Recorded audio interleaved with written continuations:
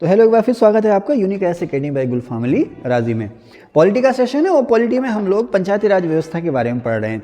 आगे बढ़ने से पहले मेरी आपसे एक रिक्वेस्ट है कि इस पार्ट के इस आर्टिकल के जिसको मैंने नाम दिया है पंचायती राज व्यवस्था, अब ये इसका थर्ड पार्ट है, इसका ये तीसरा पार्ट है। इससे पहले मैं इसके दो पार्ट बना चुका हूँ और अगर आप इसको सीक्वेंस से पढ़ेंगे, पार्ट 1 पार्ट 2 दोनों पढ़ेंगे, पार्ट 3 को पढ़ने से पहले इसका पार्ट 1 और पार्ट 2 आप पढ़ेंगे तो ये चीज़ आपको और बेहतर तरीके से समझ में आएगी। तो मेरी आपसे रिक्वेस्ट भी है और मेरा आपकी सलाह भी है कि इस पार्ट को पढ़ने से पहले आप प्लेलिस्ट में सर्च करके पंचायती राज व्यवस्था के नाम से पार्ट 1 और पार्ट 2 ज़रूर पढ़ें, फिर पार्ट 3 पर आप आएँ, आप बेहतर तरीके से समझ पाएंगे। ठीक है, तो इससे पहले हम पंचायती राज व्यवस्था के इतिहास के बारे में बहुत सी बातें कर चुके हैं। बलवंत राय मेहता समिति, अशोक मेहता समिति, पीवी के राव समिति की बात कर चुके हैं, कम्युनिटी डेवलपमेंट प्रोग्राम की बात कर चुके हैं, कैसे क्या कब हुआ, इन सब के बारे में हम लोग डिस्कस कर चुके हैं काफ़ी व्यापक रूप से पार्ट 1 और पार्ट 2 में। पार्ट 3 में हम आगे चलेंगे। अब इस पार्ट में हमारा जो ध्यान रहेगा वो LM सिंघवी समिति और 73वां जो 74वां संविधान संशोधन है उस पर रहेंगे। ठीक है ना, बहुत मतलब लाइट से सवाल पूछ लेता है कि जो ये 73वां 74वां संविधान संशोधन है, लोकसभा ने कब पास किया, राज्यसभा ने कब पास किया, राष्ट्रपति ने इसको कब सिग्नेचर किए, पंचायती राज दिवस कब मनाया जाता है ना। और LM सिंघवी समिति की जो सिफारिशें थी उन सिफारिशों से 73वां 74वां संविधान संशोधन हुआ, उस संशोधन का भारत में जो पंचायती राज व्यवस्था है उसमें क्या योगदान है। अगर आप UPSC मेंस की तैयारी कर रहे हैं तो भी आपके लिए ये जो पार्ट है बहुत यूज़फुल है। वनडे एग्जाम और स्टेट PCS और UPSC प्रीलिम्स के लिए तो है ही है। ठीक है, चलते हैं तो सीधे आ गए हम अब लक्ष्मीमल सिंघवी समिति पर। राजीव गांधी ने बनाई थी ये, उस समय प्रधानमंत्री थे राजीव गांधी ने ये समिति बनाई थी जिसे हम कहते हैं लक्ष्मीमल सिंघवी समिति या LM सिंघवी समिति। अब लक्ष्मीमल सिंघवी समिति ने जो सिफारिश की थी वो त्रिस्तरीय पंचायती राज व्यवस्था की सिफारिश की थी। अच्छा, ये कोई नई सिफारिश नहीं थी। त्रिस्तरीय पंचायती राज व्यवस्था जो है ये कोई नई रिकमेंडेशन नहीं थी। इससे पहले बलवंत राय मेहता समिति तीन स्तरीय प्रणाली की बात कर चुकी है, तो PV के राव समिति 4 स्तरीय प्रणाली की बात कर चुकी है। मैंने पिछले पार्ट्स में आपको बताया भी है। लेकिन अब नई बात जो हुई है वो ये हुई है कि लक्ष्मीमल सिंघवी समिति ने कहा कि इन संस्थाओं को या स्थानीय शासन की संस्थाओं को हमें जो है कॉन्स्टिट्यूशन में जगह देनी है, इनको निश्चित शक्तियां और अधिकार देने हैं। इनके बिना अगर हम ऐसा नहीं करते तो इनके बिना ये बिना जड़ वाली घास बन करके रह जाएंगी। अब जिस घास की जड़ नहीं वो सूखी जाना, उसने सूखी जाना, समझ रहे ना। उसने कहा कि अगर निचले स्तर तक हमने लोकतंत्र को पहुंचाना है, लोकतांत्रिक विकेंद्रीकरण को पहुंचाना है और वास्तव में पंचायती राज व्यवस्था को लागू करना है और पंचायती राज व्यवस्था के थ्रू जो शहर हैं और गांव हैं उनका विकास करना है, तो हमारी सबसे पहली जो जिम्मेदारी है वो इन संस्थाओं को संविधान में हम दर्जा दें। तो लक्ष्मीमल सिंघवी समिति ने जो सिफारिशें की, सबसे पहली बात जो पंचायती राज व्यवस्था हो वो 3 स्तरीय हो। देखो मैंने पहले भी कहा था, फिर कह रहा हूँ कि बलवंत राय मेहता समिति ने कहा कि त्रिस्तरीय पंचायती राज व्यवस्था शुरू करो अगर आपने सामुदायिक विकास कार्यक्रम को सफल बनाना है तो। LM सिंघवी ने कहा कि अगर आपने पंचायती राज को सफल बनाना है तो इसको किस में स्थान दो, संविधान में दर्जा दो। ठीक है ना।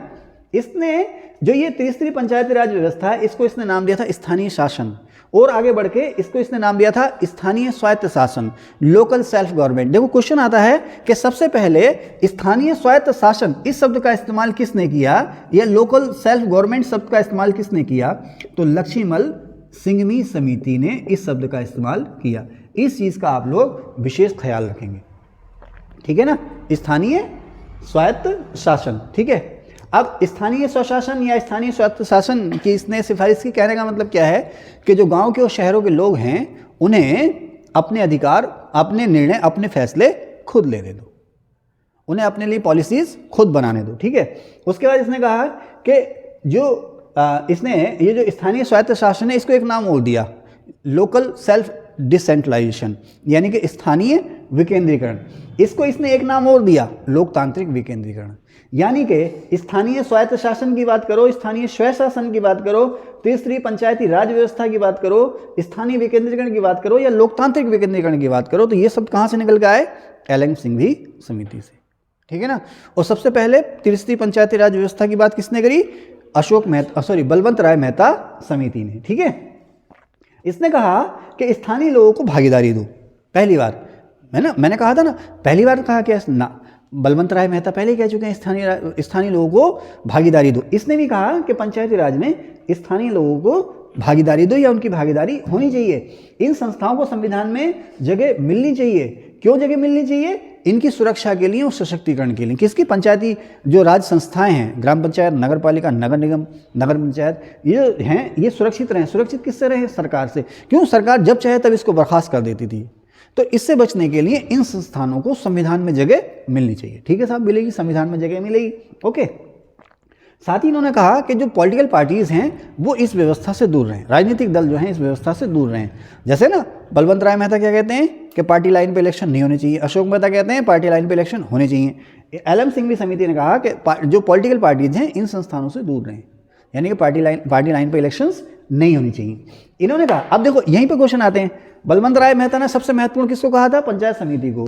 अशोक मेहता ने जिला पंचायत को। अब लक्ष्मीमल सिंघवी समिति सबसे महत्वपूर्ण किसे कह रही है? ग्राम पंचायत को। इसने कहा कि ग्राम पंचायत बीआईएमपी यानी कि सबसे महत्वपूर्ण है और ये लोकतांत्रिक विकेंद्रीकरण का आधार है। ठीक है। उसके बाद आती है पीके थुंगन समिति।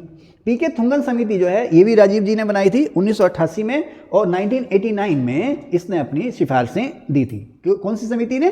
पीके थुंगन समिति ने। पीके थुंगन समिति और इन समितियों के बारे में मैं यहाँ पर कुछ चीज़ें मैंने और लिख रखी हैं, अभी और आपसे डिस्कस करूँगा।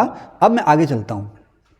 अब साहब अब होता क्या है, राजीव गांधी जो है 1989 में पंचायती राज व्यवस्था को संविधान में जगह देने के लिए एक संविधान संशोधन बिल ले आए, और ये लोकसभा थी 8वीं लोकसभा में 1989 में राजीव गांधी ने 64वां और 65वां संविधान संशोधन रखा।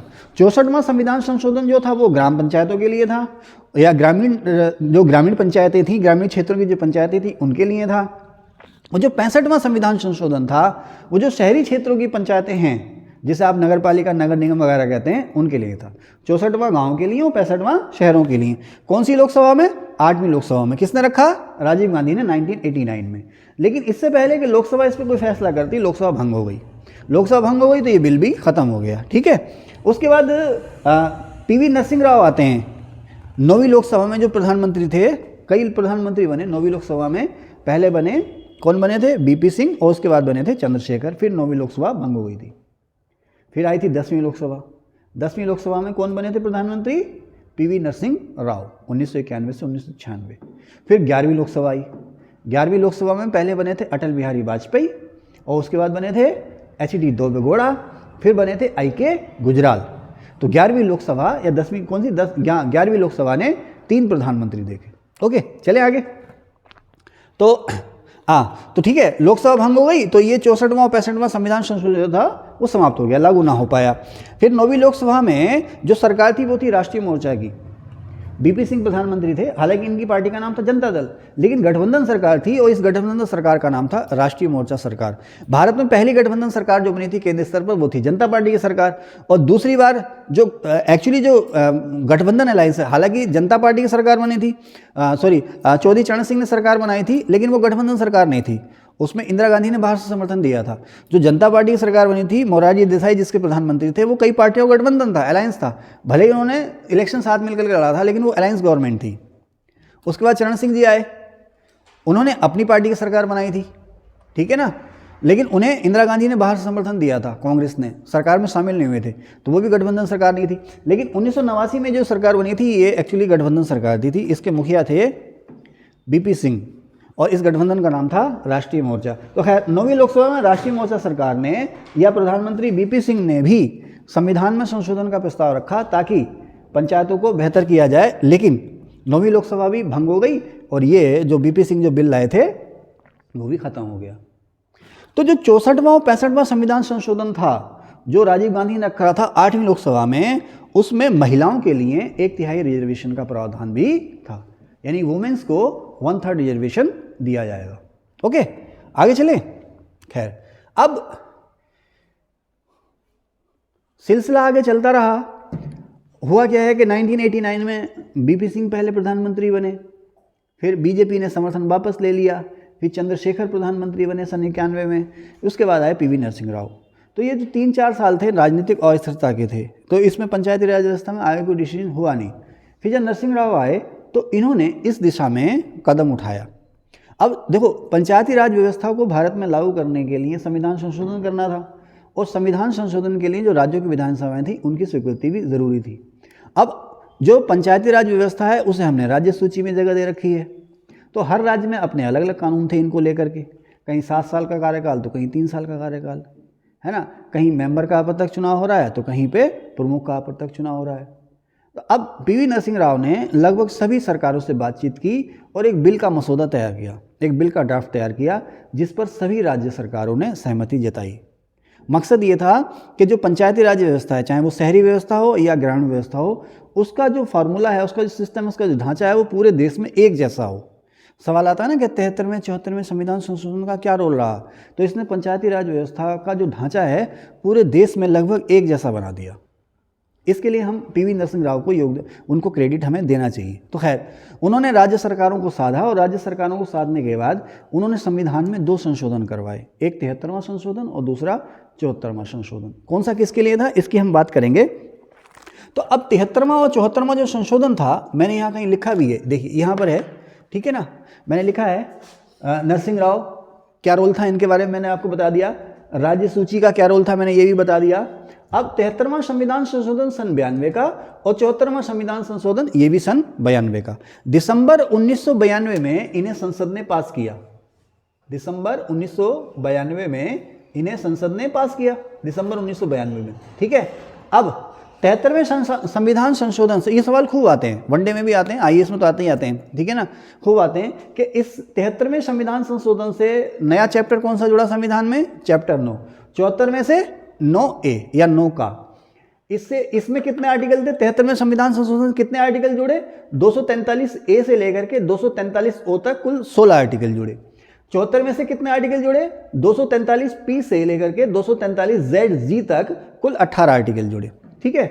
अच्छा, अब 73वां संविधान संशोधन किससे संबंधित था, ग्रामीण क्षेत्रों से, किससे क्षेत्रों से, ग्रामीण निकायों से, और ये किससे संबंधित था, शहरी निकायों से या अर्बन बॉडीज से, शहरी निकाय या अर्बन बॉडीज से, ठीक है ना, ये अर्बन बॉडीज और ये 73वां रूरल बॉडीज से संबंधित था। अब इसने ग्राम पंचायतों को, बल्कि ग्राम पंचायत न कह करके हम कहें कि जो ग्रामीण पंचायतें हैं उनको कितने काम दिए, 29 काम। ये 29 काम किस में संबंधित हैं, आर्टिकल 243G, यानी ग्राम पंचायतों को जो काम सौंपे गए हैं वो किस अनुच्छेद में है, आर्टिकल 243G में, और कितने काम सौंपे गए हैं, 29, ओके। अब इसके लिए कौन सी नई अनुसूची जोड़ी गई है, 11वीं, यानी कि 73वें संविधान संशोधन ने कौन सी नई अनुसूची जोड़ी, संविधान में 11वीं। अच्छा, 74वें संविधान संशोधन ने कौन सी नई सूची जोड़ी, 12वीं। इसने नगर पालिकाओं को कितने काम दिए, 18, किस अनुच्छेद में, 243W में, ठीक है। आगे चलें, संसद ने इसे कब पास किया, दिसंबर 1992 में, इसे भी दिसंबर 1992 में। अच्छा, 73वां संविधान संशोधन या ग्रामीण पंचायती राज कब लागू हुआ, 24 अप्रैल 1993 को, और 74वां संविधान संशोधन या नगरीय पंचायती राज व्यवस्था कब लागू हुई, 1 जून 1993 को। इसी की याद में 24 अप्रैल, हर साल 24 अप्रैल को हमारे यहाँ मनाया जाता है पंचायती राज दिवस, ठीक है। तो अगले पार्ट में हम आप लोगों से डिस्कस करेंगे कि इसका क्या असर रहा और आगे क्या इनका गठन कैसे होता है, क्या इनको अधिकार है, क्या इनको शक्तियां हैं, क्या 73वें 74वें संविधान संशोधन की खूबी है और क्या इसमें कमियां हैं, उन सब में बात करेंगे चौथे पार्ट में। तीसरे पार्ट में फिलहाल इतना ही। अगर आपको अच्छा लगा हो तो प्लीज़ सब्सक्राइब ज़रूर कीजिएगा। Thank you.